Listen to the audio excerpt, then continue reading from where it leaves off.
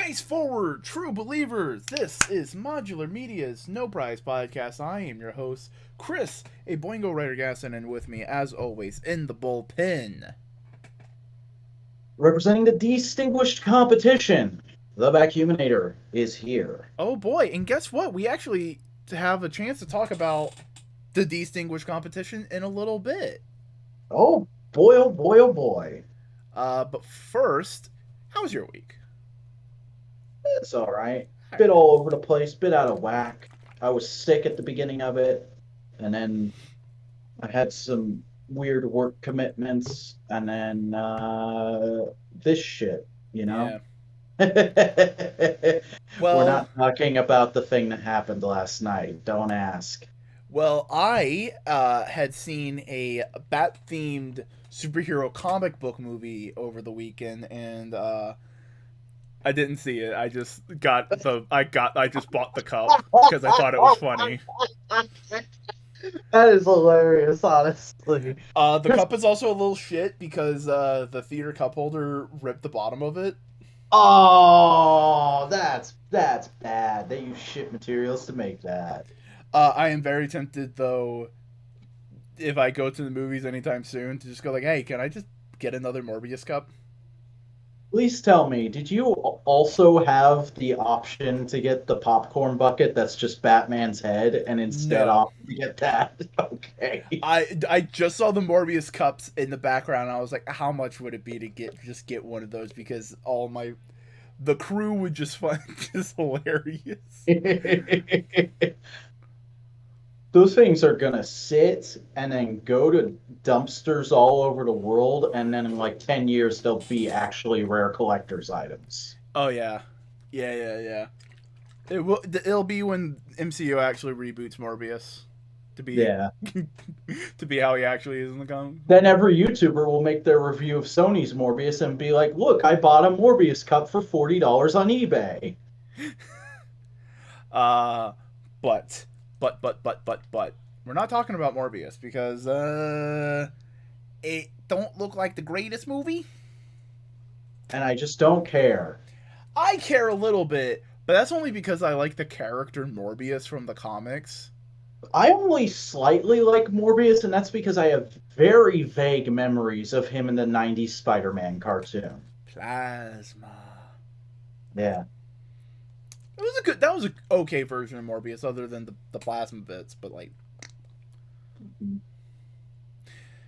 But ultimately, what we're talking about is this podcast that we're on, Modular Media No Price Podcast.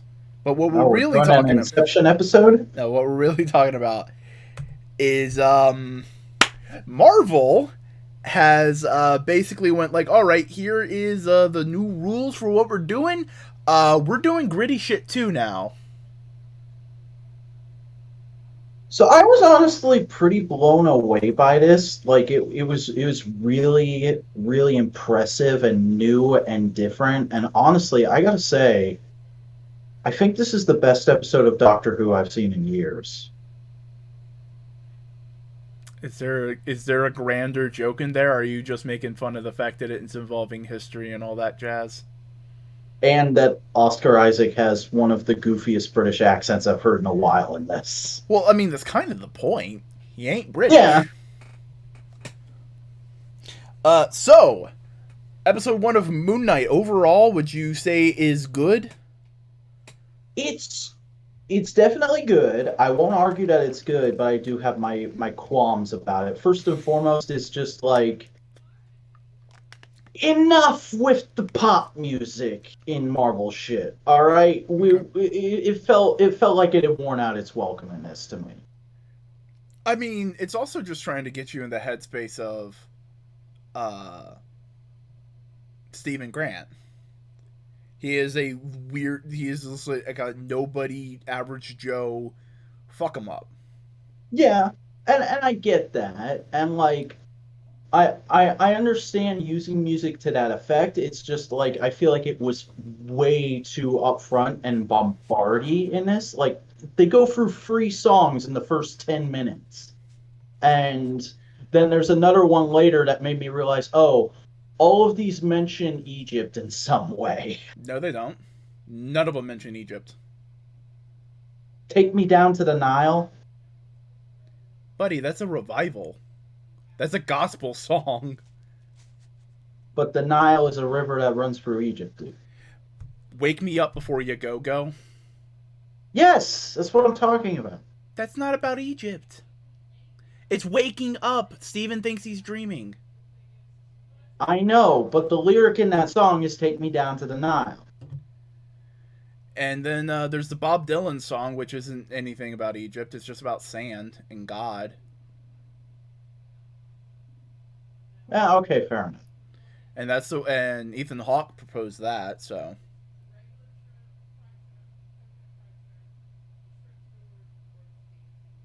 I don't know. It was just like the first one I was like, okay, yeah, that makes sense.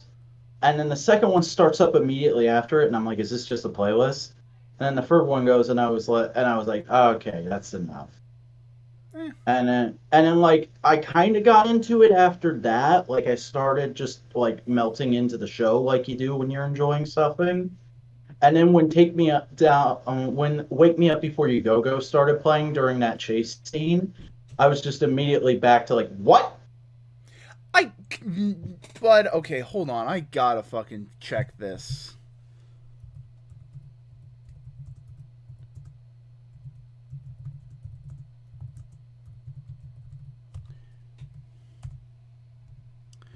Jitterbug.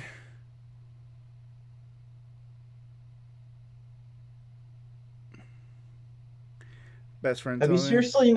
Have you never read the lyrics to Wake Me Up Before You Go Go? I'm not seeing any Nile.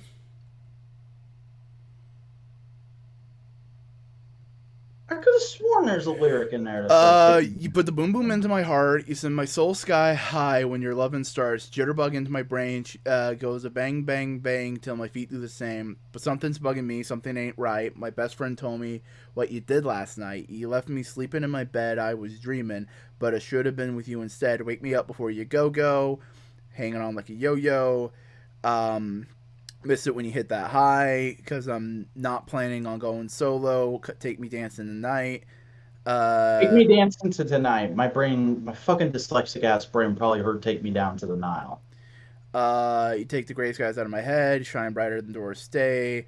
Bright sparking like a flame per minute. Never been the same. I'm your fool. Grace me act so cruel. Come on, baby. Let's not fight. Let's go dancing. Everything will be all right. Yeah. All right, instance 236 of Vac being put on blast as an idiot asshole on this channel. I look forward to this being on TikTok in the morning. But no, it's just, again, that was to just show like Steven's this weird hapless idiot who is just wanting to wake up. And also, it's to create a tonal dissonance. Steven's scared out of his mind, but the radio just turns on the van he's driving, and all of a sudden, Wake Me Up Before You Go Go's playing. Because it's not just out of nowhere. It's incidental music. It's in the scene. Oh, yeah. I wasn't going to put that up to contest. I'm like, I will say I do enjoy Steven's character. Mm-hmm. I think it's very interesting to start from his perspective. It's a good way to give the character an origin without doing an origin story necessarily. And it's Moon Knight's the only character you can ever do that with. Yeah. That being said, I do wish we got a little more Mark in this. I'm like, the final reveal is cool, but it immediately made me wish this was a 2-episode drop. Yeah. Though I do like the hints of Mark, because we haven't talked about the plot. Basically, the plot of this episode is Stephen Grant is a man who works at the gift shop of the British Museum of Art, which is having an Egypt section as of late. And he's an amateur Egyptologist, and he's all that kind of stuff. But he is having sleepwalking bouts, so he's trying to figure this whole thing out with himself, and slowly over the course of a couple days he wakes up in strange places. He wakes up in strange locales with injuries that he is unaware of, all the while a deep, demanding, and commanding voice keeps calling him an idiot and saying, "I want the other one. Bring out the other one." I do love that. Oh yeah, I'm just wondering how Jake Lockley's gonna fit into all this too. I wonder if he's not going to be in the first season. Maybe. Also, was it just me, or did you not? Because obviously it's fucking Conchu. Did you not immediately go like, "Is that fucking Jim Cummings playing Conchu?" I kind of had the. It felt like a very like good voice for Conchu. It's a good Conchu. Yeah. At first, I thought it was Jim Cummings. Then later in the episode, I was like, "That might be Peter Cullen." And then in the credits, it's some guy I've never heard of before, but apparently is a character actor. Mm. But Stephen Grant wakes up in the fucking middle of the goddamn Alps and comes across a fucking cult. Yeah. Who are those characters, by the way, as far as the comics go? Because I'm sure they're like a slightly notable deal. No. The character Ethan Hawke is playing showed up for one comic. He was a one and done villain for an issue. And he's the big bad of the show. Yeah. That's pretty brilliant. The honestly. theory is either they're greatly expanding his character or that name is to throw the scent off of fans. Fair enough. And like he's going to reveal, no, my real name is blah blah blah blah later. Yeah. But the cult wants something Steven has, which is a little golden scarab. And he doesn't know how he got it. Yeah, no, he doesn't know how he got it. And as he's trying to give it up because Steven doesn't want any trouble, his body is refusing.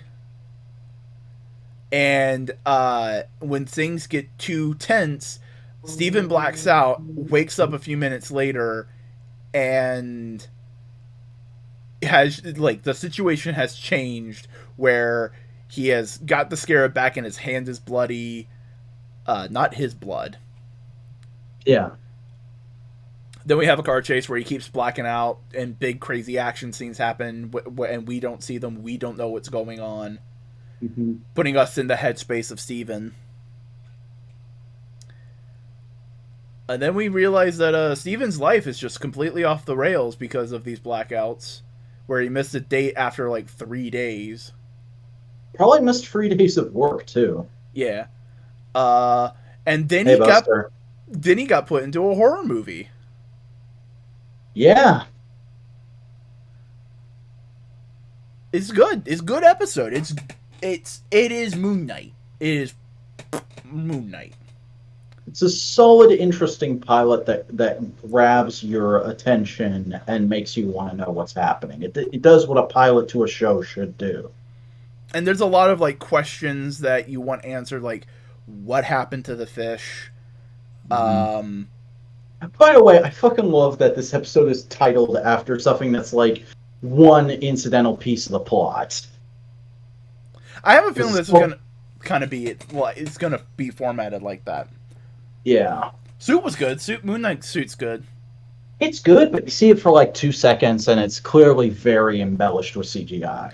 Yeah, but I think for what the scene was going for, I think that makes sense because it is meant to have like a vague sense of unreality. Otherworldliness about it, yeah. Because it's also like there's an implication like this isn't happening.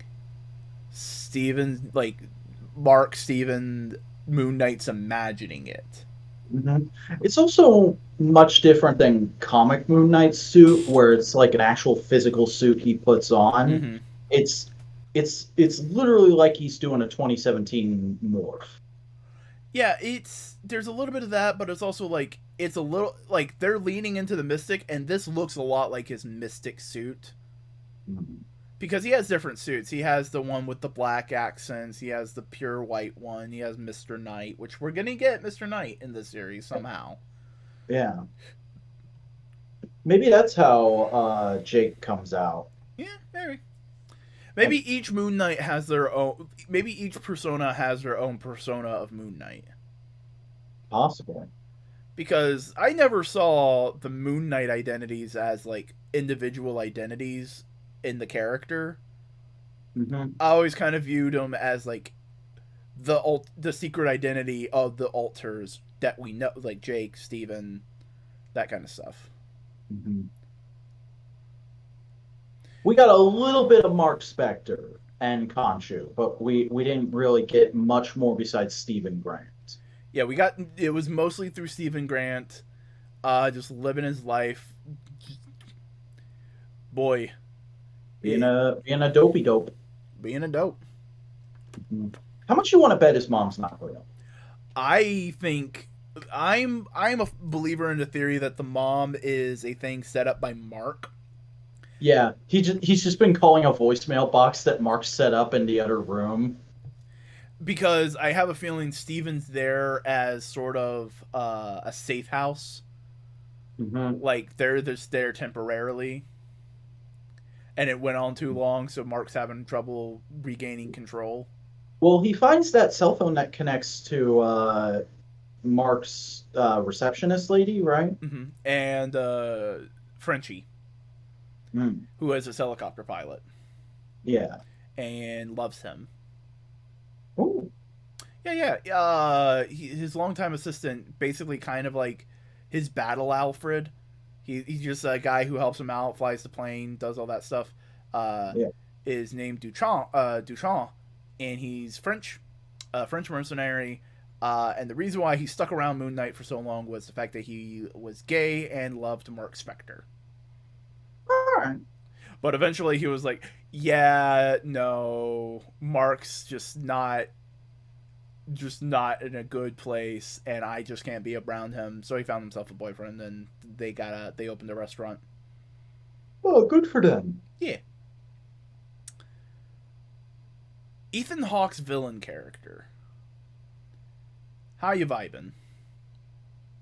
He's okay. He's like very standard evil cult leader, scary man, but I'm sure there's more to it. Mm-hmm. I mean, he has magic. Hmm.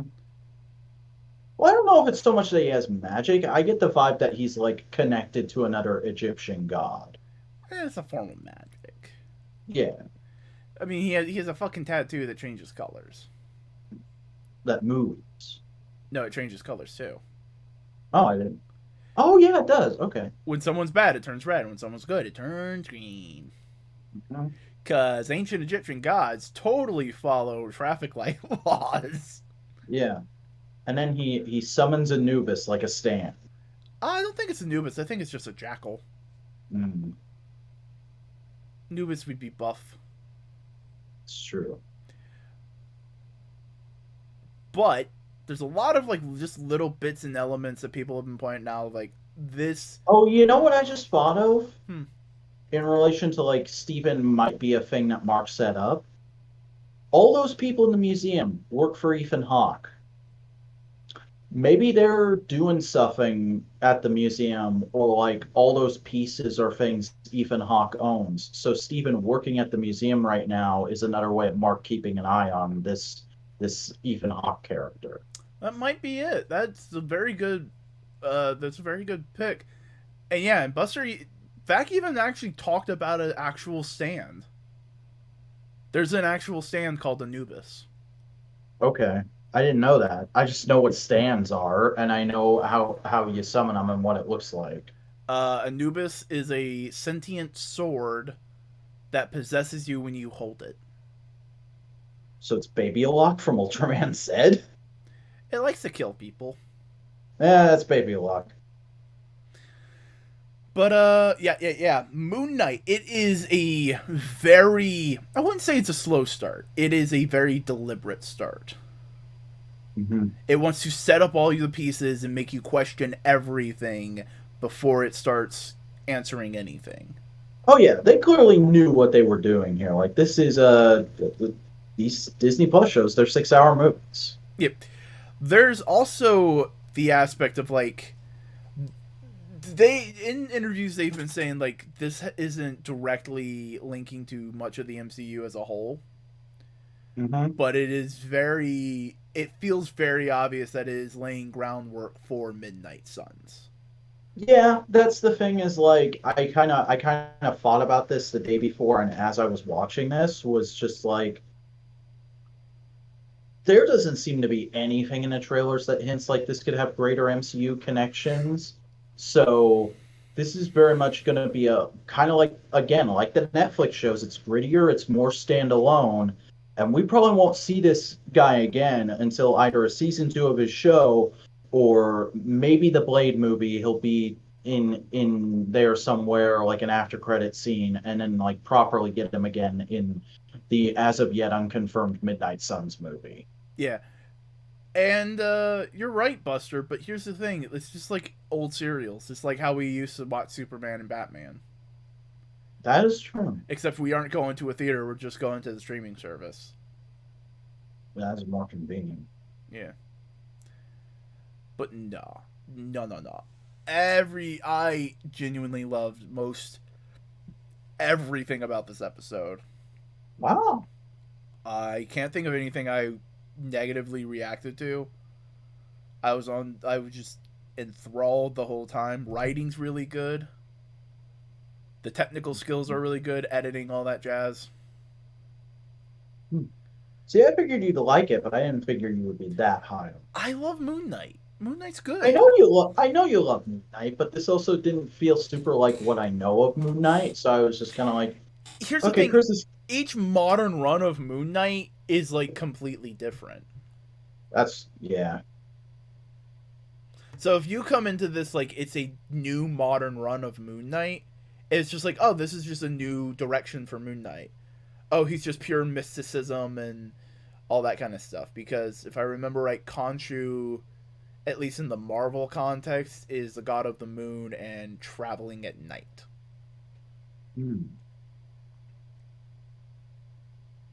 So, is there anything else we want to say about Moon Knight? It's solid. I'm looking forward to next week. Yep. Also, hey, Buster's here. They weren't here when I showed this off. Buster, look what I got. A promotional Morbius cup.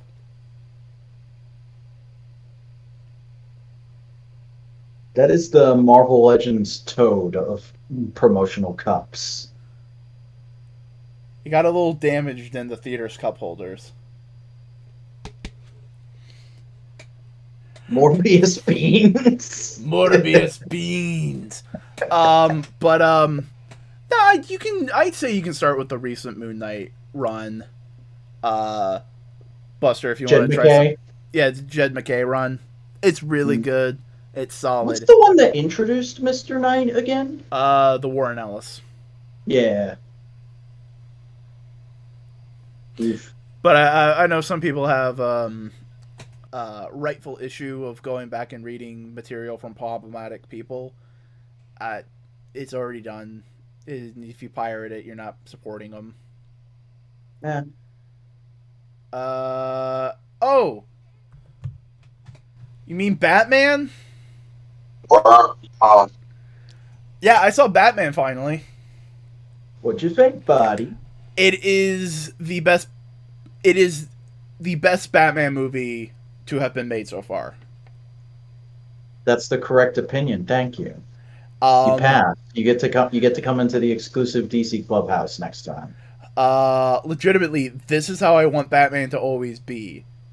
A man who like sees that he made a mistake, fixes it, is just a detective, is willing to work with others.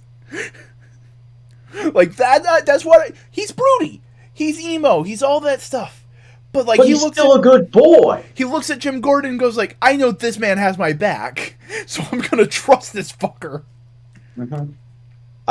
One thing I didn't talk about when I did my Batman thoughts is I love that they like just subtly imply that Gordon made the bat signal himself and nobody else really knows about it or where it comes from. Oh, I love that. I also love how like they aren't friends yet, but you can tell Mhm. Bruce and Gordon will be friends. That they will. It's like they've worked a couple cases together, but they're not partners, buddies yet. Most well-rounded bat. Yeah, it's a really well-rounded Batman, but it's not. It is not dwelling on the "ooh, I must sacrifice everything to be Batman." Hmm. Because like he starts the movie like that, but through the movie he realizes, oh, this is the wrong approach, and it's going to put everything in danger. Yeah. And while there is a lot of it that is grounded, I would say it doesn't feel as aggressively, what if it was real, as the Nolan movies do at times. Because here's the thing, like in the Nolan movies, they had to explain like, oh, how did this guy get all the resources to do all this stuff? In this, it's just like, no, Riddler's just able to do it all. Fuck you. Yeah, it has the Grant Morrison approach of nobody pumps up the bloody tires. It's a comic, you idiot. Yeah, how how is the Riddler able to plant all those bombs? Fuck you. He's the Riddler. He did it. Whatever. Yeah, he's got his buddies, his 500 YouTube followers. It's not YouTube. It seems very much like a deep web, dark web kind of thing. Yeah, though that line of "Oh my God, this guy's got 500 followers" is hilarious. I wish. Hmm. Thought the movie's message was pretty meta to how Batman being perceived. Yeah, because like it's very much a movie that's basically saying Batman isn't violence. Batman is hope. He is a dude trying his best, trying to help people, and fighting those who want to hurt others. He's using darkness to bring light. Fuck you, fuck you, he's the Riddler. Also, good Riddler. I can understand the apprehension on the autistic sounds, but like Mhm. good character. He's well written. He's not. It makes sense as an interpretation of the Riddler, Mhm. honestly. Um, The only thing I didn't like was that it's just the standard comic book nitpicky thing of, do you really have to change his last name? I mean, he's been Nash in some interpretations. That's not something brand new. He's been Edward Nash in several variations. Hmm. I think he might have been like Edward Nash in the people still misunderstand this Batman is all. Yeah, no, this Batman's not gritty. This Batman saw that he accidentally hurt Alfred and was like, Alfred, I have been an asshole. I have not recognized how much you mean to me as a person. I want to change that. I'm greatly summarizing, but he's basically like, yeah, Alfred, fuck, I'm sorry. I did ugh. Also, this is something I have been holding in because it wasn't really present in my mind when I did my Batman discussion. This movie is not gritty. It's fucking noir. Yeah. Legit, they actually adapted Batman's war journal. Yeah. I thought that was really good. This is the best architecture for a Batman movie since the Burton films.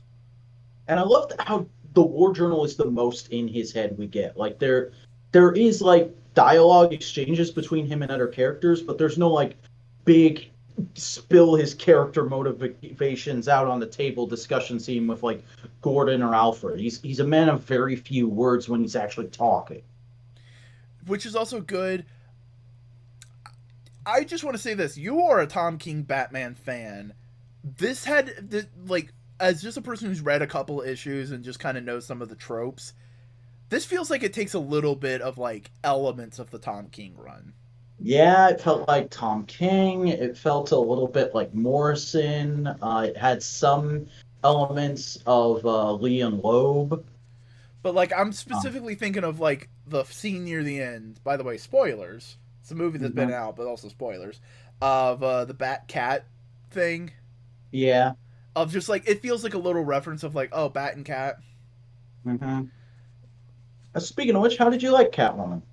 Best Catwoman. Yeah. Uh, I understand not wanting to do the year one style thing, but they figured out a way to do the year one Catwoman origin without doing the year one Catwoman origin. Yeah, yeah, it was a really good adaptation of that. The only thing I would change is just the girl she's looking for. Just change her name to Holly Robinson. Yeah, they probably didn't want to just be on that nose, you know. Yeah. And plus, foreign person, it makes sense. Yeah, Uh, no, it clearly takes from so many different Batman. Like visually, White Knight, the Batman from White Knight, Batman. yeah. This is the And collar. there is some moments that they directly take from actual Batman comics, like when he just fucking eats it off of that truck flying Oh, from the police tower. That's a direct homage to Earth One. oh yeah. Now that was good because it also just shows like he's human without Yeah. being like the way the other Batman movies have shown. Oh, he's human is like it's the internal struggle of like, oh, do I want to be Batman or Bruce Wayne? Here's just like, God, I fucked up. Fuck. Yeah. And he says at the start of the movie, he's been doing this for 2 years. Mm-hmm. So he's established, but he's not perfected it yet. Yeah. Um, Also, I just love the way everyone looks at him like, "What the fuck are you doing here?" Whenever he shows up to a crime scene. But Mm. as the movie progresses, more and more of the good cops start to Mm. realize, oh, he's actually trying to help. I love how that one cop, the first scene with Batman, he's like, "You fucking freak," and then later in the movie, at the funeral, he's like, "Mr. Wayne." Yeah, no, that's good.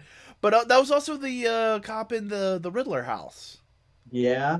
when when they discovered the bomb plot. Hmm. Also, I love how that that fucking accessory that comes with the Todd McFarlane figure that everybody was like, "Ah, you're just giving him an ice pick. That's really stupid." Turns out it's not an ice pick, and it's also super plot relevant. Yeah, that's fucking good. It was an interesting thing. It's an interesting weapon. It made for an interesting beat in the movie. Uh, I wouldn't say it's the best Penguin.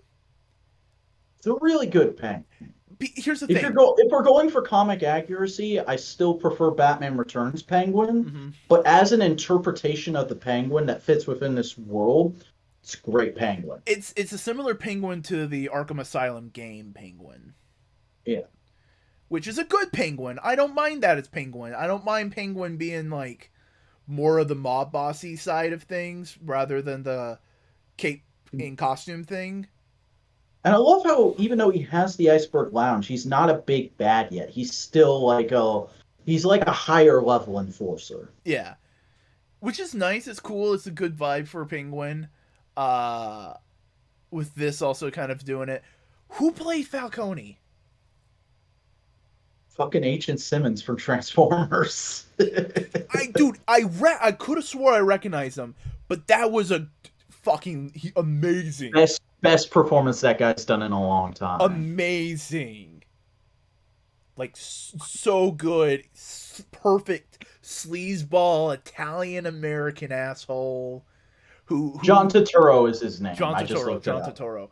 Goddamn, excellent casting. He nailed Hmm. it perfectly because like you can totally see why people would want to follow him, why he might be seen as a good guy amongst some people. Like you can totally he is that wheeling dealing son of a bitch who can talk himself out of anything. And like that scene where Bruce goes to talk to him after he finds out about his dad, and like he's telling him his side of the story. Like for a split second there in the theater, I thought like, oh shit, is Bruce gonna start working for this guy for a minute? That was really good. I love how this movie, without being directly that, is one big middle finger to all the people that say, why doesn't Bruce Wayne do more for the city of Gotham?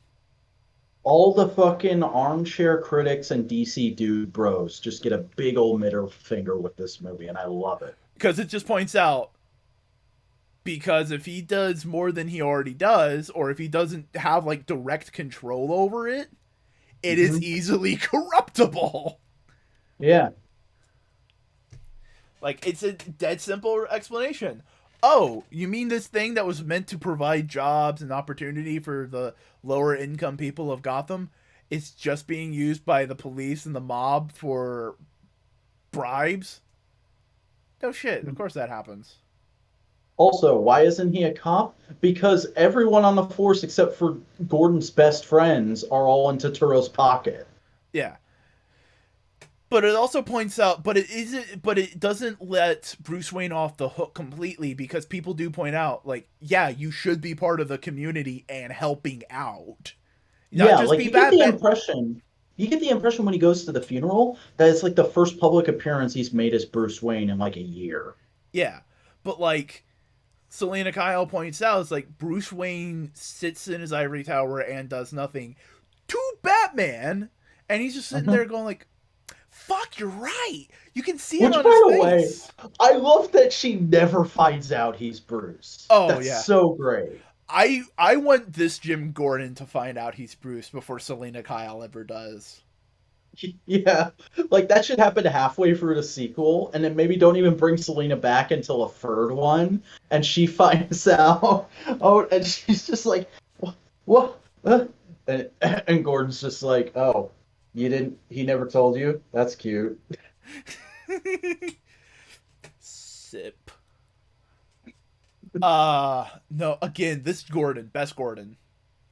Also, I love how this movie is like genuinely funny at times, and like gets the kind of dark humor that should be in a Batman story. Okay, everybody was making jokes of like, oh, MCU fans when they find out the Batman doesn't have any jokes, and I'm watching this movie going like, there is just as many quips in this as any MCU movie. What the hell are all y'all on about? Like just the thumb drive thing. Thumb Drive Like is great that is a fucking perfect gag you do in a Joker comic, but it works great in this Riddler story. because it's a riddle in and of itself. Why did he take the thumb? What's the purpose? Oh, thumb drive. It's a riddle. It makes sense for that. Honestly, also, real quick thing, because we're talking, because this movie brings up race a little bit and class a lot and a lot of these little things. I That love woman literally said rich white assholes at one point, and my entire theater groaned because I live in South Carolina. but like I love the idea of making Jim Gordon a black man because he knows corruption, he knows that, and he has a good soul and recognizes it where it's from. Yeah. Like, there is one good cop, and his name is Jim Gordon. That is the only good cop. Yeah. Because here's the thing: there are more jokes in the MCU because the MCU are meant to be lighthearted movies. When there's a joke in here, it hits harder because you've just been put through goddamn glass. This is a serious movie that's trying to make many statements about these characters and the world they exist in, and by proxy, our world. Yeah. Well, the MCU is meant to be a roller coaster. It's a roller coaster you're supposed to invest in and learn the lore and all that kind of stuff, but it's a roller coaster. Yeah, like I'm not trying to say this to sound like a snob, but it's just the quickest thing I can come up with to explain how I feel. Like this is more of a thinking man's movie, No, which that's a is perfectly reasonable. why the jokes work better and hit harder because you're caught up in thought about these real issues that are reflected in this world, and then all of a sudden something that would just be kind of funny in a Marvel movie is fucking hilarious. Because there's also just like an element of Batman, like this Batman isn't humorless. You can picture this Batman giggling at a thing. Yeah. There's a level of quippiness that just everybody kind of has because it's smartly written dialogue. I mean, this Batman grew up in the 90s and 2000s, so like you know this Batman watched SpongeBob. It's a mystery movie. It's a mystery. It's a detective flick, which is perfect, which is great. That's what I want from Batman. If Batman story only has one fight scene and it's mostly detective work, that's a good Batman story in my opinion. Mhm. Now, there's a couple things we haven't touched on that have been big talking points for a lot of people that I do want to get your thoughts on. Okay. First of all, the Joker. How do you feel about the Joker scene? Uh I would have preferred if they didn't have the Joker immediately cuz it's like because A, we've had it enough times, but B, it's also just like it feels like a it feels like it's a cop out. It feels like they were unsure of the strength of the movie in and of itself, so they wanted to have like that little thing of like, oh, we have a Joker, we have a Joker. hmm I like it for what it is, but it felt very like just shoved into the movie. It Like it felt like it almost would have worked better as a mid-credit scene. it would have worked better as a mid credit scene. I think it might have also worked better as like any other Arkham bad guy, Two Face, hmm Yeah. or So that but Go the ahead. thing is like the Joker, the Heath Ledger Joker makes sense to be an agent of chaos trying to change society. Joaquin Phoenix, yeah, to an extent. Joker shouldn't care about fucking society. He doesn't care about people. He doesn't care about anything. Joker doesn't care about anything except being the center of attention and fucking over Batman. Yeah. And sometimes that's by being a serial killing mass asshole. And sometimes that's by putting a pie in his face.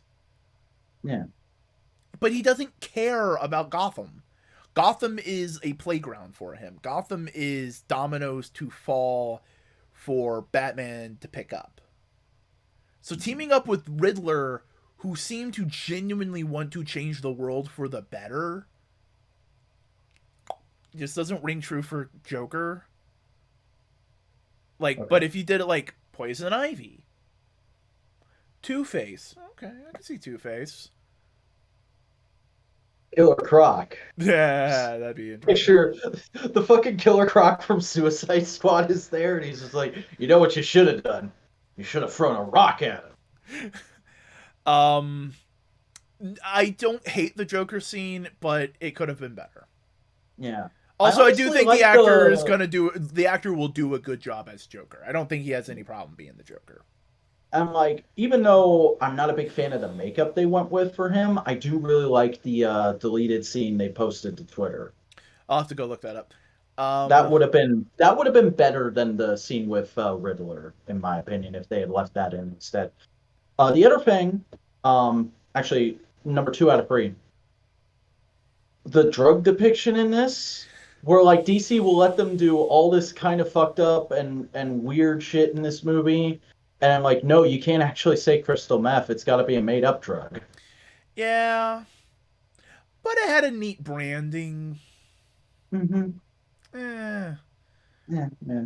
Didn't really bother me, but it seemed to bother a lot of other people, so I figured I'd ask your it's opinion. fine. There's made up drugs all the goddamn time from comic books. How many made up drugs are there in Marvel? Like, come on. There's a few. The other thing is the second, third act, basically. How did you feel about like the movie like starting up again, like a final episode of a Marvel Netflix show? I didn't mind it because it was. I liked it fine enough because it was like a fuller climax. Mm-hmm. Because like getting Riddler, getting him arrested, yeah, that's a climax. But like it gave us a big action packed one, and it also really showed the ramifications of what happened, and it showed because like okay, yeah, cool, catch the Riddler, save the Yeah. day. That doesn't solve Batman's internal issue that he's been having the entire movie. But Yeah, it's like recognizing he can help more people by being a symbol of hope, mhm. like, could you have streamlined the whole thing a little bit? Sure, but Yeah. I thought it was fine. It's like catching Riddler is the crescendo of the story. The city falling apart and Batman saving as many people as he can is the crescendo of the themes. Yeah. Um, but like. Here's the thing. I was watching a video about why the live action movies don't like Robin. This is the first Batman I can see having a Robin. Yeah, right? Like I really want Robin in the sequel to this. Like I can just see them bouncing off each other really well. Robin. Also, I think there's a pair of villains that no one's talked about in this movie. Oh? Tweedledee and Tweedledum. Yeah, they're in this movie, and that's great. That's a great cameo. They're the bouncers, and it's just like, yeah, that's the perfect way to use Tweedledee and Tweedledum. uh, but no, I would really like Robin in the sequel, and not fucking like I know everybody really wants Tim Drake. Tim Drake does deserve to be in a movie, but I want Dick Grayson bouncing off of this Batman.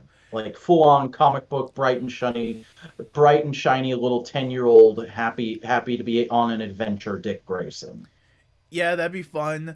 Um, and I had a thought in my head of like, oh, how could you introduce Robin without having to go through just a big giant Robin origin story as an Just entire died movie? in the flood. It could have been Died in the Flood. Here's what I do: three simple shots. You see a kid crying. No, you hear something fall. You see a kid crying, and then you're thinking, oh, is this meant to just kind of invoke the origin of Batman? And then you zoom out. Oh no, it's the Graysons. Hmm. And then you like skip ahead a year, and you just see Robin training. Yeah, that could work. Do you have anyone like in mind as far as casting? Because I saw some people throwing around Tom Holland, and I was like, bro, I like Tom Holland, but I don't want Peter Parker to also be Dick Grayson. No, unknown. Cast an unknown 15, 16-year old kid. Mhm. Because that's how they have to 15, 16 years old. They can Honestly, cast someone out of like a current Nickelodeon or Disney show. um I don't care what no, Romani. They should be Romani. Uh-huh. Um yeah. Yeah, I do like here's the thing. Tom Holland, good actor. I'm glad he's doing cool things. He no. No. Yeah. No. You don't cast the character you don't cast the person who played the character that basically ruined sidekicks forever to play the quintessential sidekick. Yeah. Because Spider Man ruined sidekicks for all time. It's just like, oh, why are we putting the teenage person with the other. Why can't they just be their own hero? Uh-huh. And that's how Nightwing happened as well. Nightwing was subtly a response to Spider-Man, as Yeah, well as the Teen like Titans. he's themed after Daredevil, but like he's very clearly like, all right, let's get him out of here and make him his own guy. Oh shit, how do we do Batman with Robin? Here's Dick Grayson 2.0. I mean Jason Todd. Oh, we make him an asshole. Yeah. Well, remember that didn't come till after Crisis on Infinite Earths, and Jason had been in comics for like 2 years at that point. Yeah. And then there's Tim Drake, who basically took Robin and removed it from being just a sidekick. Yeah, and Tim Drake's all character is also kind of like, what if a comic fan was Robin? Yeah. But I can definitely see a Robin in this. I would love to see a sequel. I don't know who they get for the bad guy because I do not want the Joker. Hmm. I would be perfectly fine and happy if the Joker is just a background element. He is a player in the game, but he is not the main thrust of the action. You know, if they don't want to do more like real world political commentary, or they could even do some with this, they could just directly like pick up right after this movie and do like kind of a no man's land thing where like the Joker has a subplot, but he's not the big bad. Yeah. I love Hell, if you did that, you could even justify like skipping over to Robin's, or hell, bring Cassandra Cain in and make her the first Robin in this universe. that'd be interesting. I'm not sure about Mr. Freeze or Poison Ivy. You know who you know who would be an interesting bad guy just Ugh. for the sake of seeing them on the big screen? Ventriloquist. Oh, that would be great. Like he just comes in and takes over everything Falcone had. Mm-hmm. Um, but also I should mention there are two Hollywood people who are on the record as who they want next in these movies. Uh huh. Robert Pattinson wants Condiment King.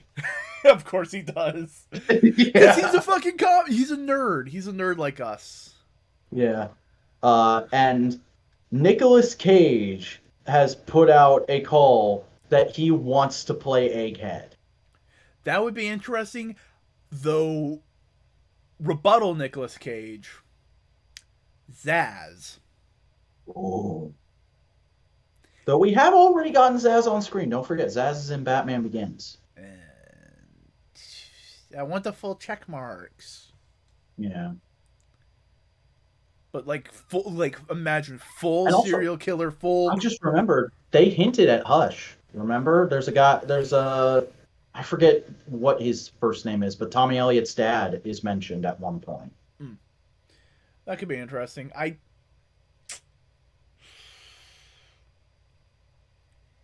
Okay, here's my pitch.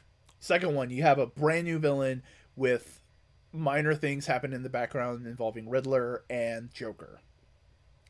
Mm-hmm. Third movie is a combination of the best parts of War of Joke and Riddles and Hush. Ooh. Because that works really well. Because Hush was all about like bringing all these bad guys to wear down Bruce Wayne. And what would be a great way of doing that?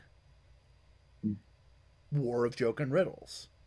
But it's not like the Joker and the Riddler are fighting each other. They're committing a war against Batman. Yeah. So you're clearly interested in another one of these. Mm-hmm. Are you gonna watch Penguin? I wasn't that invested in the Penguin. I thought he was good, but like I don't want to watch Yeah. a show. I know, right? But it's like it is the same creative team. So I don't know. I guess I will. Here's a question. Do you want this to be part of a greater DC universe, or do you want this to just be Batman by itself? I think this is a great precedent for a greater DC universe. And I'm not saying make everything like this. I'm saying make everything in the same kind of mindset as this. This feels like Gotham is its own closed off world with mood and atmosphere. Like you made this very noir, down to earth Batman movie. Now you need to make a Superman movie that's like ultra chipper and kitschy and hopeful. But I can still And see this just say they're Batman. the same universe. I can see this Batman being friends with Superman. Yeah. Like he would roll his eyes so often at Clark, but I can see them hanging out. Mm-hmm. Because that's people forget the DC universe.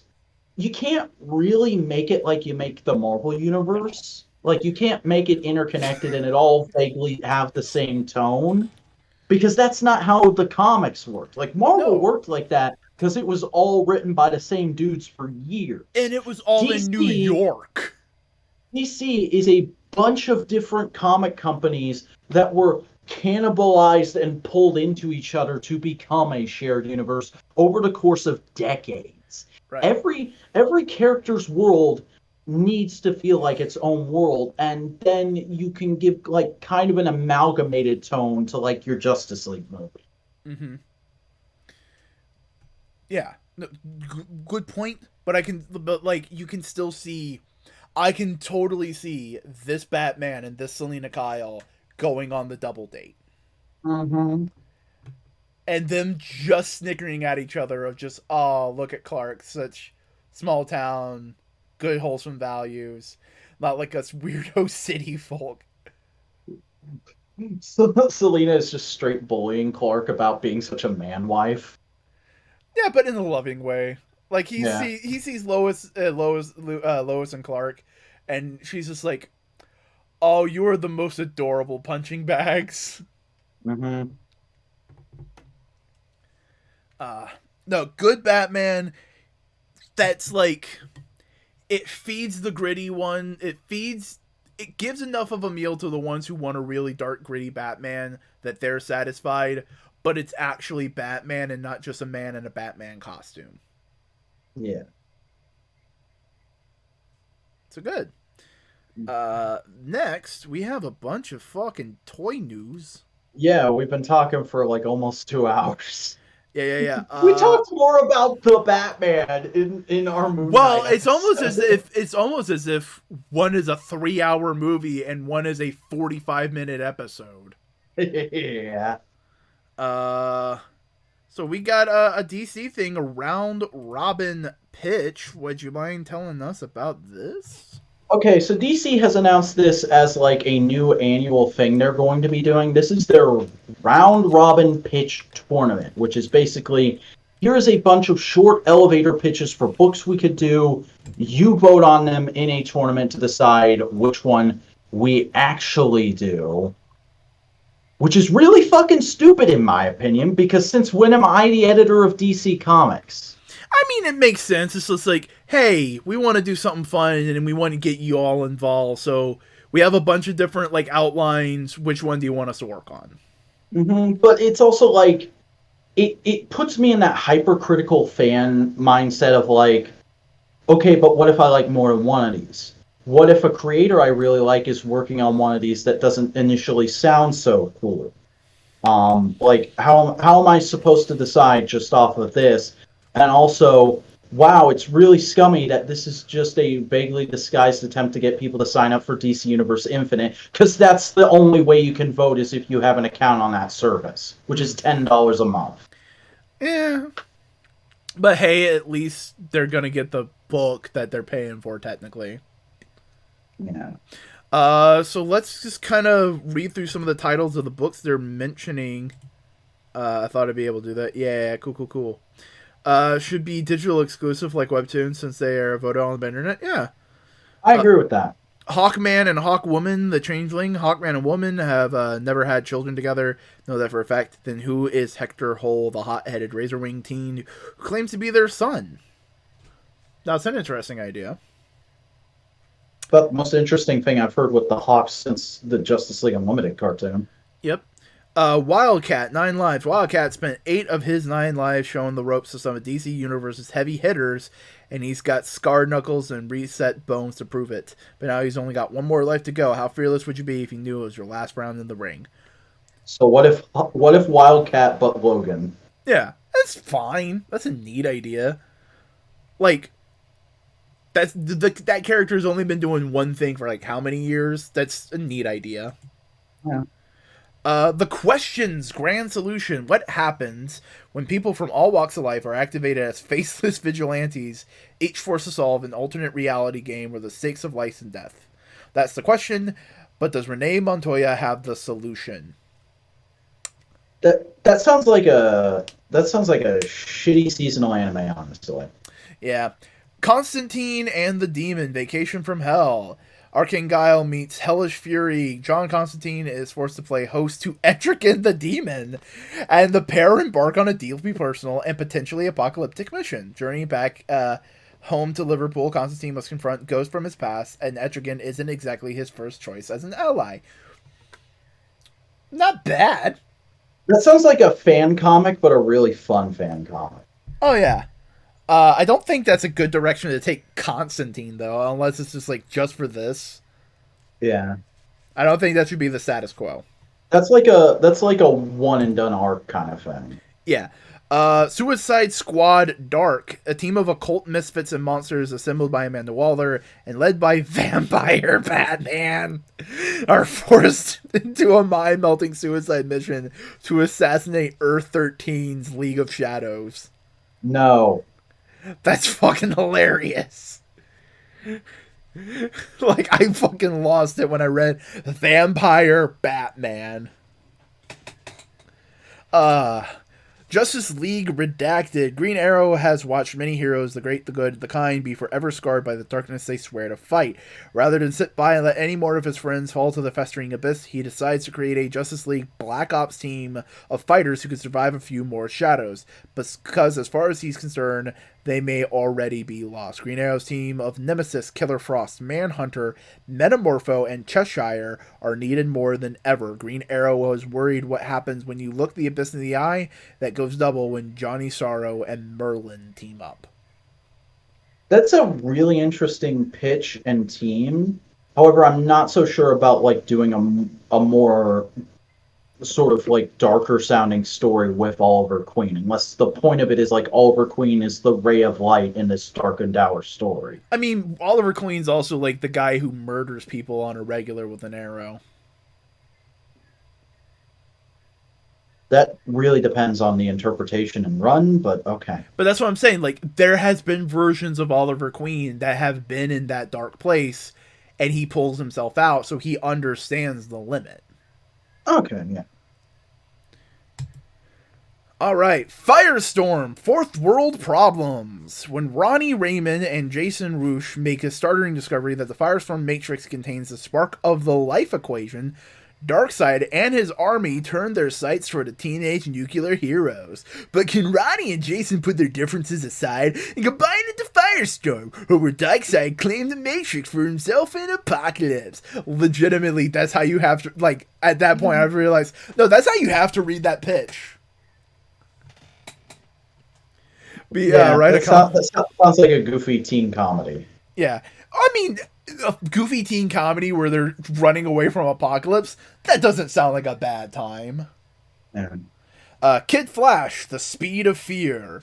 Reverse Flash melds with Parallax and an unprecedented combination of the Speed Force and the fear-based yellow power ring to create the deadly Speed Ring to shatter a central Green Lantern battery. A confused and isolated Kid Flash, Wallace West, must chase Thawne across a variety of alien worlds to stop him and the Sinestro Corps, while his own powers die because the Kid Flash showed disconnection with the Speed Force. Holy fuck, dude. I love how every one of these just has like a big what the fuck moment for you. But like immediately I realized, oh, this is the voice I have to read it in. Yeah. I'm glad I entertained you enough with that fact. I'm fine, Buster. That was a laugh that kicked up a coughing fit. Black Canary, When Canaries Cry. When Black Canary intercepts an intelligence operative trying to deliver sensitive material on an encrypted disk, she finds herself plunged into the world of espionage to contend with an international consortium known only as Mysterium. With the help of a French spy, Diana must stop the Shadow Organization from instigating war for their own profit. That's a bog standard book. Yeah, like we haven't had a solo book for Dinah in a while, but that ain't it, Chief. It sounds like it'd be a solid B minus. Mm-hmm. Green Lantern, a light at the light at the end of forever, a dark far future galaxy gripped by tyranny. When an elderly farmer in a backwater system is brutalized by the latest thugs with jetpacks and jackboots to call themselves lawmen, he remembers a forgotten past, an era of champions, a cadre of noble peacemakers long since vanished. His name, he's sure of it, is John Stewart. Whatever happened to the Green Lantern Corps? And is it too late to reignite the light? This is just Green Lantern 2099. Yeah, but hey, it's still John Stewart.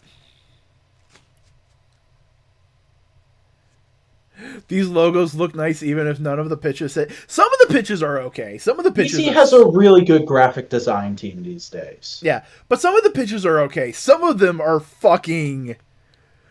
God. What? Or the one I read before, the Speed of Fear. Yeah. DC Horror presents Ghost Tour from Hell. A frantic mother begs for Madame Xanadu's help in finding her missing son, last seen on a ghost tour with friends. Xanadu reading reveals that the nefarious beings behind his disappearance in New Orleans. Enlisting the help of the demon Etrigon and Deadman, the trio realize that they're on a ghost tour from Hell, and they're no match for these supernatural kidnappers. That actually sounds kind of cool, like, because it sounds very in tune with those characters, and it's like, when was the last time we got a Madame Xanadu book? Fucking New 52. Yeah, sounds fun. It sounds good. Like, that's the thing. Some of these sound good. Some of them sound like amazing dog shit fan fiction. Yeah. Animal Man, The Metamorphosis. Buddy Baker, aka the Animal Man, has serious problems. His home life is in shambles, his daughter's powers are awakening, and the world needs him, but he's stuck. He needs change. Soon, Animal Man will enter a cocoon, but when the metamorphosis is complete, what will emerge? I love Metamorphosis. That's my favorite hentai. Legitimately, Okay, sounding solid for an Animal Man book. Oh yeah, by the way, he's in the cocoon. Are you okay, DC? Green Yeah. Green Good. Lantern: The Birth of Conspiracy. In 1947, three events kindled the American fascination with UFOs: the Men in Black, flying saucer sightings, and the Roswell crash. Three low-level government employees tasked with monitoring superheroes realized that one person was at all three events: the Green Lantern. He hasn't been seen since. Oh shit! Is that sounds like an Abin Sur book? That'd be cool. That does sound cool. Fuck. Hmm. That's good. Captain Carrot and his best friend, Darkseid. The interdimensional space epic no one asked for! You can say that again, DC. This is Dark just a Deadpool book. This is just Deadpool versus Thanos. Darkseid is trying to eliminate the new god, but the extremely furious, yes, we hate us too, not enough apparently. Zoo Crew is determined to reach their long foretold Captain Carrot first, before friendship ruins everything. All right. Jesus fucking Christ. Oh yeah, Captain Carrot's a big DC Legacy character. He's like, imagine if Bugs Bunny was a superhero. He crops up every couple of years. Yeah. Morrison used them in Multiversity, didn't he? Didn't they? Yeah, Didn't they? yeah. Superboy, the man of tomorrow, determined to find his place in a strange universe, Connor Kent Let's go. leaves Earth behind, but his journey as self-discovery brings him face to face with a group of freedom fighters who challenge not just everything Connor stands for, but what it means to bear the Superman crest. Fuck! That needs to win. That needs to win. To win. That could do for Superboy what the Supergirl story you just had did for her. Yeah, shit, man. It's even got the same subtitle. Yeah, shit. Cyborg, cyber gods. I already feel like I'm gonna eventually. Cyborg has grown so powerful he no longer needs to leave his cold metal lair. He fights the good fight, but only virtually, with cyborg replicas. But when the supervillain Gizmo... Gizmo? And Clarion, the witch boy, mix magic and tech. They become a powerful technomancers. Cyborg is joined by Beast Boy, who tries to remind him of his true power, his human spirit. Cyborg must reconnect with his human side and face the world, or Gizmo will become omnipotent, unchallenged cyber god, and Clarion will get what he's always wanted: chaos and destruction. Aside from the very specific inclusion of Gizmo and Clarion, that's just every Cyborg story. Yeah. Because here's the thing, I don't know comic Gizmo. I'm just imagining Teen Titans animated Gizmo. That would be great if they just like didn't give a shit about his comic design and were just like, here's animated Gizmo in the comics, you fuckers. No, the Superboy's book is the best book in all of this. Like, that sounds like a legitimate modern classic. Because especially ever since John came around, Connor's been put in the fucking dumpster. They haven't touched Connor in how long? Well, he's been touched, poked, and prodded, but like the last time I remember seeing him, he had a random family and was living on Gem World. No, he is Connor Kent. He is a super character.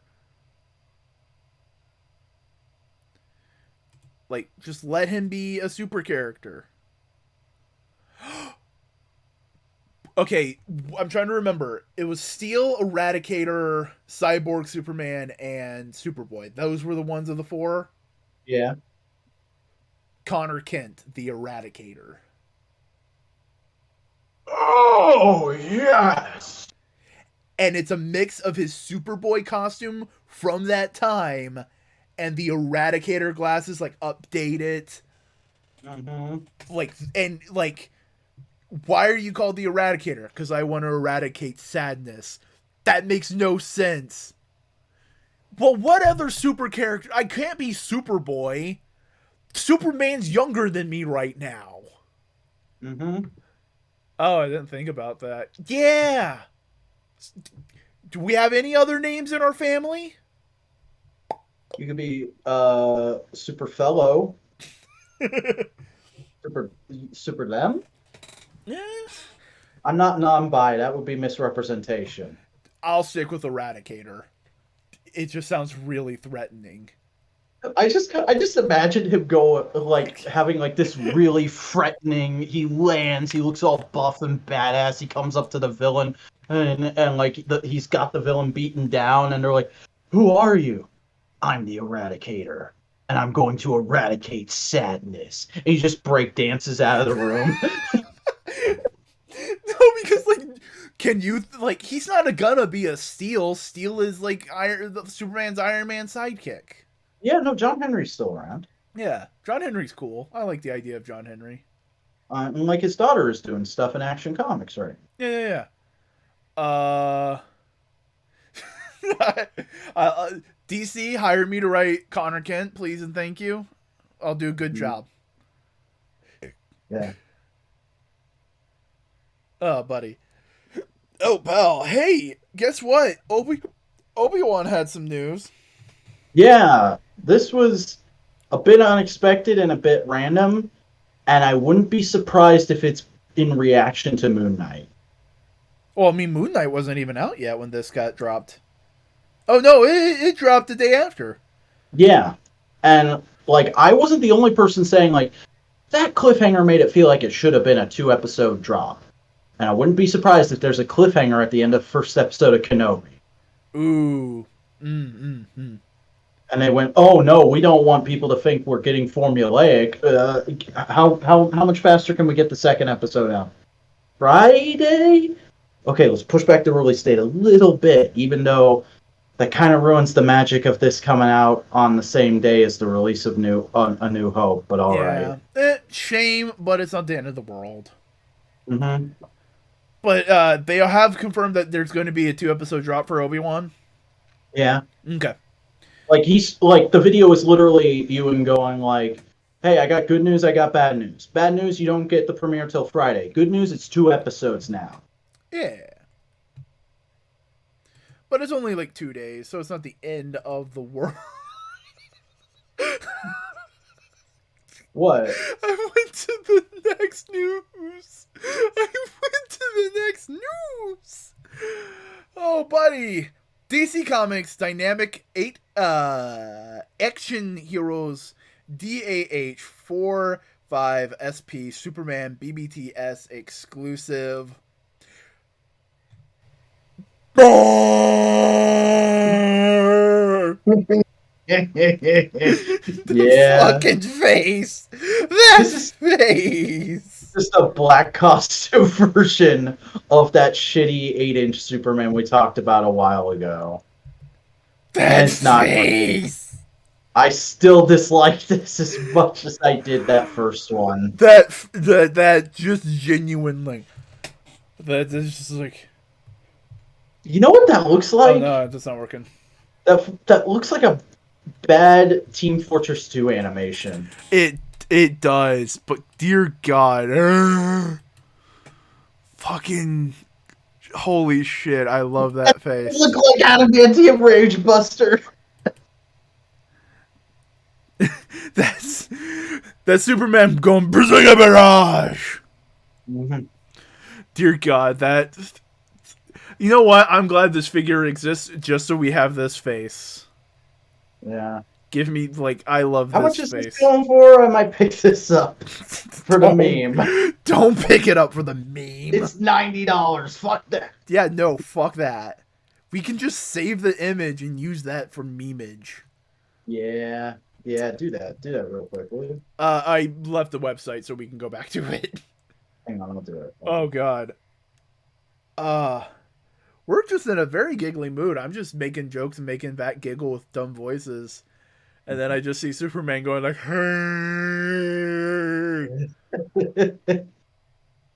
Superman when you need him. But next up, a figure whose hips don't lie. Marvel Select Moon Knight Shop Disney exclusive. This is a diamond. Yeah, this is so this figure doesn't look great, does it? No. Do you know why that is? Is it an old retool? This is a straight reissue of a figure from 2003 Oh God. with slightly different paint and a new backdrop. Oh yeah, no, that totally tracks. Like his torso is weirdly tall. His hips are fucking massive. Yeah, Pixel Dan actually talked about this in a video he put out today. Because and like shed a bit of light on this figure, which is that originally it came with a statue of Conchu instead of this generic pillars background, and the sculpt is actually one of the first Marvel sculpts ever done by. Of course, I'd have a brain fart and forget his name, but like one of the head sculptors at Hasbro Marvel Legends now. Oh, Like like the guy who sculpted the Bucky Cap bulk mold also sculpted this. I mean he's improvement, but like that Yeah. looks like a toy from 2003. Like for 2003, oh my god, beautiful, wonderful, amazing. Now, buddy, Mhm. buddy pal, buddy friend. Like you can tell somebody at Diamond was just like, "Oh, shit, we still have this?" And that's coming. Put that back out. Put that back out. Get a contract with the Disney store. Yeah. But speaking of much better figures that look amazing, unlike the bad ones we've been looking at, Buster, we have a brand new hot toy. We have Old Man Loki. Yeah, we've got fucking Richard E. Grant Loki. Just it's perfect. It's literally as perfect as it could get. It even comes with an accessory that wasn't in the show, but it's just a nice little nerd nod right there. Frog 4 in a jar. Oh, you also get Alligator Loki. Uh-huh. Like, God, this is one of those hot toys. Like now doing this show now, it feels like every 6 months. But it used to be like once a year there'd be a hot toy that made me go like, I don't buy hot toys, but if I did, man, that'd be one I'd have to have. But it's also just like, yeah, no, this is great representation of the very goofy costume. It's great. Mm-hmm. It's phenomenal. It's just really good. I'm trying to Buster, I say, think that figure's like $300. yeah, no, they expansive. I appreciate the. Cheap. All right, it is priced between 285 and 300 depending on the retailer. No, 285. I've seen hot toys go for a lot more. Yeah. Well, he also comes with like a lot of way less shit than the last few hot toys we've had on the show. We talked about Batman earlier. Yeah, Hey, Batman got an Nendroid. he sure did. Here's the thing. I absolutely hate Funko. Nendroid are what Funko want to be. Nendroid are like what if Funko was good. Yeah. Like, honestly, every once in a while, Funko is another, or Nendroid is another one of those companies that like every once in a while, or I'm sorry, Good Smile. They're the people who make the Nendroid line. Mm-hmm. Every once in a while, Good Smile solicits a Nendroid that makes me go like, ooh, kind of want that. This is not one of those. Like, this is a really good Nendoroid, but it's not one I'd like have to have. But it is like a really solid Nendoroid, where like I appreciate that it comes with the Riddle card and the little tiny like Hot Wheels size Batmobile. Yeah, no, this is great. It's wonderful. I love the big fucking raccoon eyes. It's cute. Mm-hmm. I do think they did make it. They did make a Sans Undertale. Yeah, they did. They made like Name a thing they've made an Nendroid. yeah, it's kind of like that, isn't it? I mean, if it's popular in Japan, that's the big thing because Nendroid is very heavily focused on the otaku market and not just an international market. That's why most Nendroids are still anime waifus. Mm-hmm. And that's why the most recent Marvel Nendoroid is fucking Penny Parker. Yeah. But we have some confirmation of a brand new Marvel Legends MCU Moon Knight. The same day the first episode came out, Ryan Ting posted the render for MCU Moon Knight to his Twitter, and then Hot Toys was like, "All right, bet. Here's our Moon Knight." Jesus, it looks really good. Mm-hmm. I Like they both look great and as good as they could possibly be for their price point. Oh yeah, no, they're amazing, and I am just living for all the Moon Knight love everybody is giving, because like think about it. For the longest time, Moon Knight was a character that if you liked him, you got nothing. Yeah. You got absolutely fucking nothing. Like there was a figure every couple years. Because Moon Knight's like, if we have to rank C-listers, Moon Knight is the best Marvel C-lister. You know? Like, I don't know if I know Marvel well enough to agree with that. can you name another C-lister? Again, I don't know if I know Yeah, Marvel that's well what I'm enough saying. to Like, agree with that. some of my favorite characters are fucking D-list. It's fucking Sleepwalker, the Slingers. I'd consider them more like G list, Oh, honestly. oh no. But other than the Marvel Knight Moon Knight, we also get Marvel Knight Mr. Knight. Marvel Yeah, Legend Mr. Knight. Marvel Legends Mr. Knight was accidentally shown during a big collage of Moon Knight products that Disney announced on one of their various promotional feeds. And everybody went, ooh, oh, hey, I don't think that's supposed to be out yet, but we're going to screen grab it. Yeah, it's again fucking weird how Moon Knight is everywhere, and they're just going like, "Hey, Moon Knight, Moon Knight." Like, look at this image. You can have Moon Knight socks. I kind of want those socks just because. When am I gonna get Moon Knight socks? uh, but no, I'm sure we'll see the full render for that figure once Mr. Knight appears in the show. Mm-hmm. For now, though, it's just like, oh, that's the new suit body with a new head. Yeah. That's what that looks like. That's the same one Hammerhead and Happy Hogan. The vest is different, which I think is good. Mm-hmm. Well, that's the thing is like that's an overlay, so they can change that piece up very easy. Yeah. But I think that's all for news. Yeah. Yeah. So it's time to talk some comics, and boy, is this gonna be fucking weighted. How many books did you read compared to me then? Because like Uh, I didn't feel like I read a lot this week, and that's partially because I was gone Wednesday. Here's the thing: you read 1, 2, 3, 4, 5. I read 1, 2, 3, 4, 5, 6, 7. I read 2 more books than you, Oh, okay. but we Well, don't we shared share a few of these? we shared 3 books. Okay. But I'm just saying, like, because I did it with the spinner to randomize it, it just Oh, made every one of my books up front. okay. All right. That's Well, why I'm saying, like, weighted. I'm just gonna see how WrestleMania went tonight. So Okay, you have come fun. on. I gotta talk about Hulk real quick. Um, the banner of the universe they're in is getting tortured by Thunderbolt Ross. All the while, Bruce Banner is in the Hulk spaceship trying to fight Spider-Man, and the Betty that's been beside him saying like, "Hey, yo, what you doing, Bruce?" Basically goes like, "Bruce, I am in your head. I'm not real. What do you think that makes me?" Her eyes go black, and she blasts the Hulk who's been providing energy with a bunch of shit. And the issue ends with the Hulk having laser beam eyes. Hmm. Yeah. Excellent issue 2.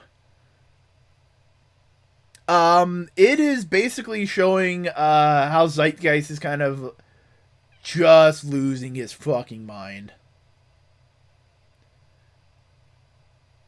That's kind of it. Unless you're into the characters, it's just kind of like it's very character bits for this thing. It's just like what's going on with them, that kind of stuff. Okay. Ghost Rider issue 2. This is going to become a new Immortal Hulk, I hope. Oh wow. Which is basically like, oh, let's take a Marvel hero and really focus on who they are through the lens of horror. Hmm. Because Johnny Blaze is running through America, and he wakes up, he's crashed, his bike is wrecked, and he starts limping his way to a local motel, and he basically gets a room and gets a part-time job, all that jazz. And as he's staying there, he's starting to feel more and more of an evil presence until eventually, all the while we see what's going on as the person who owns the place has a set of secret tunnels that goes between room to room with a bunch of one-way mirrors, and he's spying on all of his guests, looking to who to kill because he wants to sacrifice them to a demon that he's found. So Johnny Blaze finds it, he stumbles upon it, and he Ghost Riders out and kind of saves the day, but it's very, very bleak. But it's good. It's what I would want from Ghost Rider, which is Ghost Rider showing up to a horror story and things going weird. You there, bud? Huh? What's up? What'd you say? What did I just say about Ghost Rider? He has a flaming skull? You know, I try to ask you questions about the book you're reading. You know that, right? You do. Iron Fist, issue 2. Did somebody get punched in this? Yes! All right, good. I've filled my quota.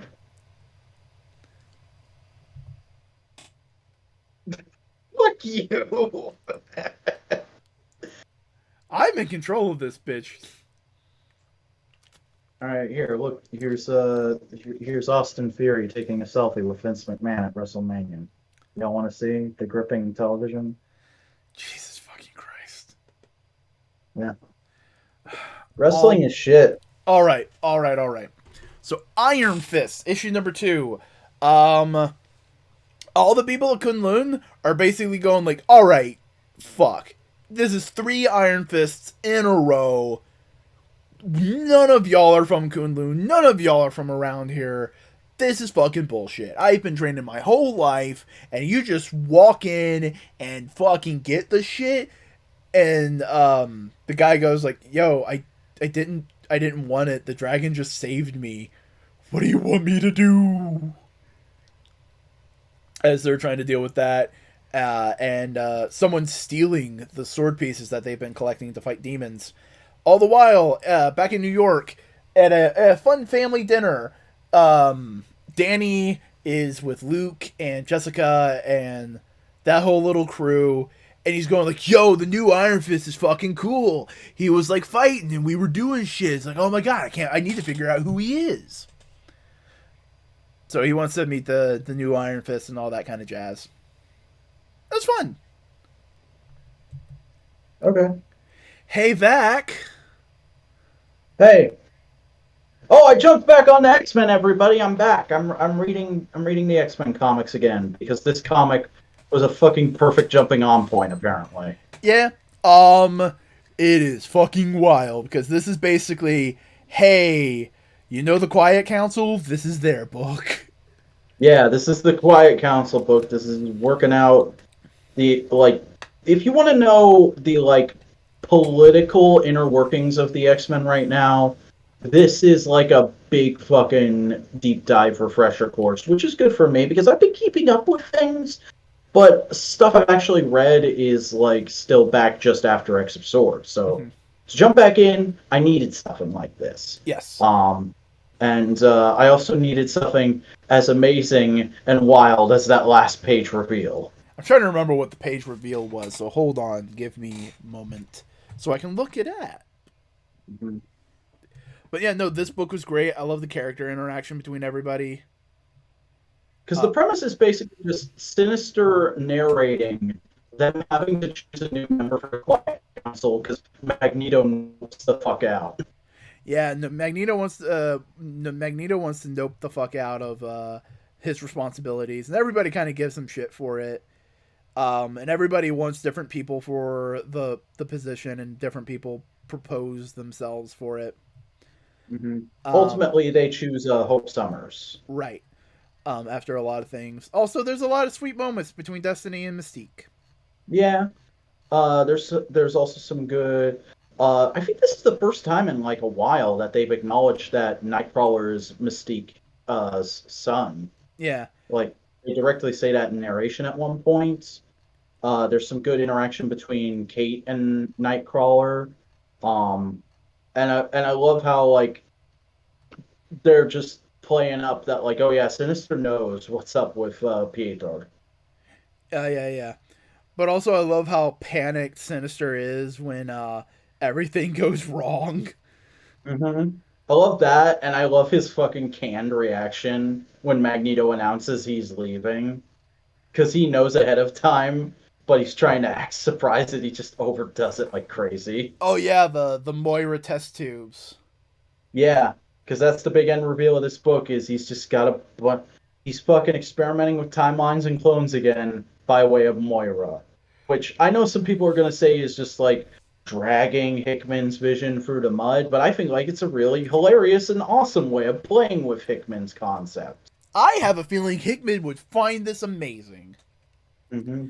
because it's not just saying no; it's trying to say yes and. Because that Honestly, always, with the little hints that like Sinister is gonna get up to some shit that's in Hawk's box, I wouldn't be surprised if this was a sticky note Hickman wrote at one point. yeah. But it's very much like Hickman had a problem with Dan Slott saying Franklin's not a mutant because it just says no. It limits the story possibilities. Mm-hmm. But this is just like, oh, cool. There's different possibilities you can do. I have a feeling Hitman would vibe with this story development. Yeah. But yeah, Immortal X-Men, good. I love everybody's just like Exodus was fun as just being like the crazed religious zealot. Also, like, this isn't so much a critique of the book as it's just like, yeah, I'm still pretty X-Men illiterate. I didn't realize that that was Selene at first. I thought it was Wanda. Mm. But the next book we have on the docket is Dark Ages, issue 6. The grand epic finale that Grand epic finale. feels very, very quick. Yeah. And maybe slightly underwhelming. Yeah. Like that's the thing with this book is it's less of like a grand ultimate Elseworlds what if bombastic story as it's like it's a bit of a farce with some neat concepts. It feels like the pilot for an ongoing. Mm-hmm. It feels like, Which hey, it probably is. yeah, but like Tom Taylor's not doing it anymore. He's exclusive to DC right now. Mm. But yeah, it was neat. Some of the designs are cool. Good action figure fodder. Yeah, this will be a great wave of Marvel Legends in another year or two. Yeah, it was fun. It was fine. It was a fun little romp. Not the biggest fan of how they killed Wolverine, but like, It was still a cool concept of what they did with him after. yeah. So next, we both read Amazing Spider-Man 93, legacy number 894. The end. Another grand epic finale. The end of the Beyond arc. Honestly, this is probably my favorite issue in a while. I feel like this was a really well-handled finale. I enjoyed it. I like the finale. I'm not the biggest fan of what they've done to Ben. Yeah, I knew you wouldn't be. Not because of like, oh, I want it to be like my headcanon for what a Spider-Man. No. It's just more of like, I'm fine with him going to this dark place. I'm fine with him turning into this anti-hero character. I want there to be a line of sight for he is aiming for a thing. Right now he's just kind of lashing out. I want him to go like, I need to figure out how to solve this. Mm-hmm. And I think that'll probably come up in the McKay run, though it is hilarious that like they like sort of imply he might kill Jenny after that scene cuts away because it's played for, like horror. Yeah, but basically they save the day, do all the jazz. The boss lady gets away mainly because she knows too much and Beyond can't get rid of her. And Beyond is still out there. Yeah, Beyond's still out there. Beyond's still doing stuff. Mhm. Michael Morbius. Did Michael Morbius show up in this? No, they spun him off at the end of last issue. Okay, He's going to be right. doing something with Blizzard. Yeah. They're teaming up. They're doing something. I'm trying to remember what was the other thing they set up in here then. There's a big old mysterious guy who comes to grab Peter in the second post-credit scene. And oh yeah, Peter and Mary Jane are moving back into each other with each other. Even though there's a teaser for the Jen McKay run that implies they're breaking up again. Comics, man. Ugh. Either way, Um, I liked it. It's good. I'm excited to see what happens next. I was really impressed that they just straight up killed off Marcus. Like I did not. I expected him to get saved at the last second, and no, they just said he's shot. He dead. Yep. Like that was kind of ballsy. Yeah, but there's some good in here. It was good. All right, tell me about the Aqua people.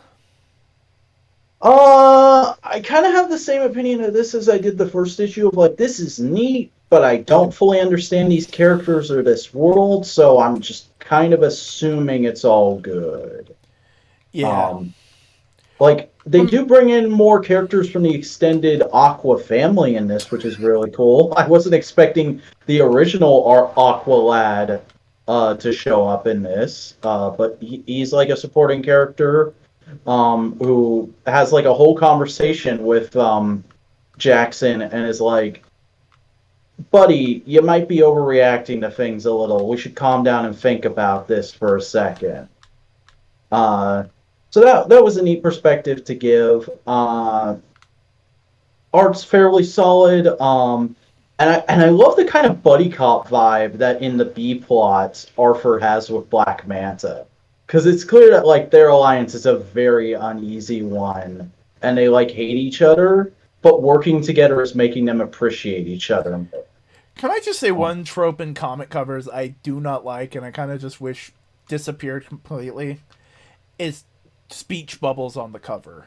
Yeah, I hate that shit Because you too. don't need the speech bubble there to see that Aquaman doesn't want him to do that. Yeah. It's just not a good look. It would look so much cleaner without it. Mhm. Are you gonna keep reading Aquaman? Like it's one of those things where it's like I'm not super invested in this, but like I don't see a reason not to keep reading. So I will give this another issue. Here's a question: do you think comics should, specifically more DC, should reformat their book so it's just like the Aquaman book is just this is the Aquaman characters. There's no like this supporting cast, and it's not just focused on Arthur. It's just anybody who's an Aqua character. Same thing with Yeah, Batman. Same kind thing of with kind of like my Superman. pitch for action and detective. Yeah. But anything else you want to say about Aquaman?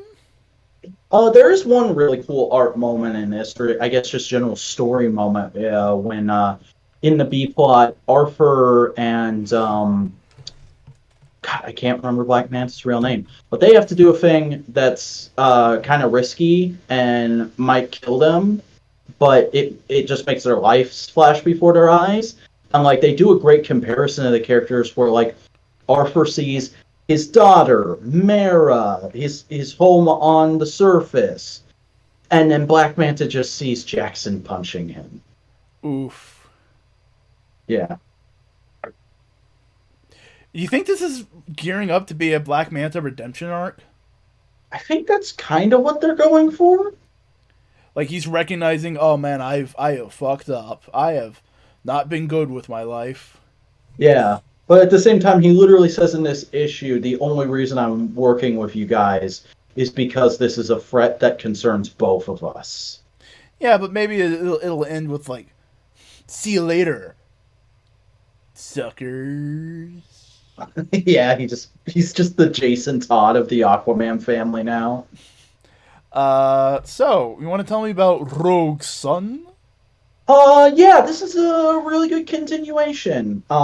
Very much playing into like the sort of dysfunctional mentor-mentee dynamic that is going on with this character, which I only just this issue realized, oh yeah, this is just Firestorm. Mm. This is just what if Firestorm, the two Firestorm personalities were related by blood.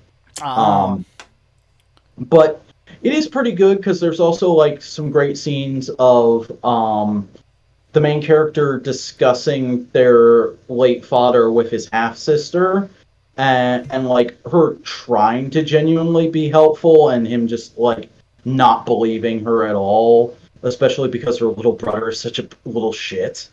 Uh, but then he gets attacked at the end of the issue by one of the villains and like has to come to an agreement with his dad, which is basically like, all right, I'm gonna learn everything. I will listen to everything you say. I will learn how to be the best rogue son I can be, and we will find your killer and bring them to justice. But then you go away because it's revealed that he can do that. He can like it's like he's a spirit that's holding like that concept of a spirit that's tied to the physical world because of something that happened to them, but it's like it's a choice for him. He could choose to like just fade into the afterlife right now, but he's here because he's trying to make sure his son doesn't die right away. And his son's whole thing is basically just like, yeah, okay, I'm gonna stop fighting. I'm gonna try and stop fighting with you and listen to you and my half sister.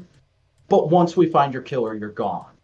And he's like, if that's what you want, if that's what's gonna make this work out and not make you die in the suit like I did, okay. Yeah. It feels like it's very much with dad going like, okay, yeah, no, you really don't like me. Fuck. Hmm. It's also that like he reveals part of the reason he gave him the suit is that he didn't feel like he could trust anyone else to be Rogue Son because everyone in his new family has like weird sort of personal interests in like getting ahead of in life, and like all his business associates who knew he was Rogue Son could have possibly been the person that set up his murder. And well, he's not going to give it to his ex-wife because she's not cut out for that shit. All right. Fair enough, but ultimately, that is all the books we read, buddy. How Oh, do you that wasn't surprisingly quick. yeah, how do you feel about the books we have read this week? Honestly, this was kind of a low energy week as far as comics are concerned, but that wasn't a bad thing. Huh. Strange for a brand new title and the end of like two other titles. Hmm. So, either way, why don't you tell the people where they can find you? Hey everybody, I'm the Vacuuminator. I'm a guy who makes videos on YouTube sometimes. You can find us at youtube.com/the Vacuuminator. You can also follow me on Twitter at the Vacuuminator and Instagram at the Vacuuminator, but there's an underscore in there somewhere. Not Nice going to and tell you where. nice. Hey, howdy, I'm Chris Boingo Writer Gaston. I do a variety of content on the internet. You want me on YouTube? Type Boingo Writer in the search bar. I do video essays and editorials. You want me on Twitch? Twitch.tv/Boingo Writer. And you want me on any other social media platforms such as Twitter, Instagram, and TikTok? Boingo_writer. That's all you gotta do. Uh, and this has been No Price Podcast. Part of Modular Media. We do a variety of other podcasts here, including but not limited to Components, where we just bullshit every week. Um, no More Games, where we talk about video games and news and whatnot. And we also have the Twit. Why don't you tell the people about Twit? Twitch, or This Week in Tokusatsu, is where myself and Buster discuss the wonderful world of Japanese live-action special effects shows each and every Tuesday, except for last Tuesday because I was sick. But we're back this Tuesday, so get excited for a new, I guess, double-sized episode coming out soon. Get the hype. In the meantime, you can always like and comment and subscribe, do all those things. But in the meantime, is there anything, any other Marvel-y thing you want to talk about? Any comic-y thing? I mean, there's really only one thing that we can say to close this show, can't we? Sure. Day night. Enough said.